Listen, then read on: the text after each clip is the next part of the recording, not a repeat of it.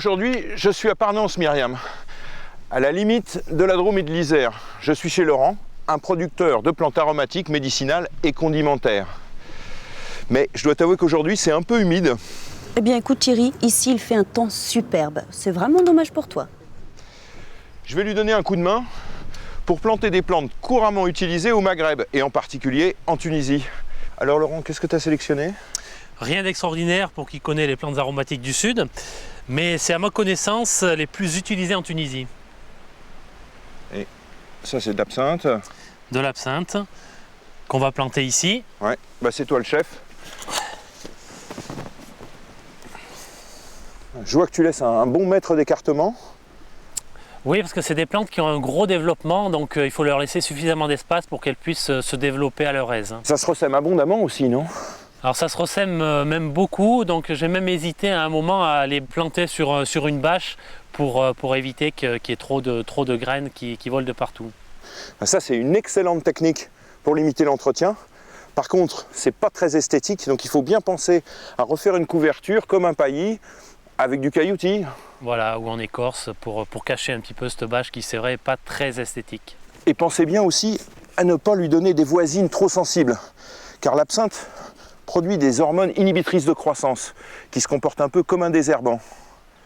Et sinon Laurent, l'absinthe, moi ça me fait penser à l'alcool, ça m'étonnerait que ce soit ça en Tunisie.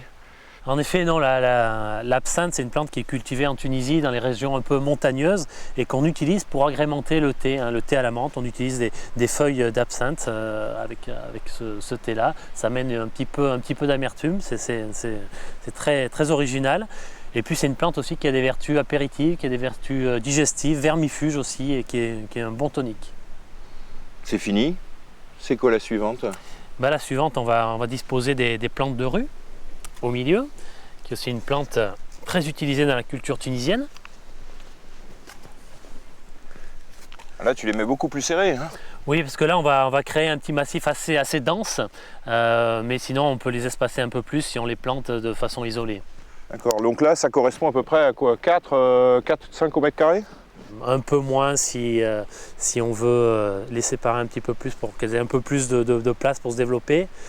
Et quel est l'usage de la rue ? La rue, comme tu as pu le constater déjà, c'est une plante qui a un très beau feuillage, un peu bleu, légèrement glauque.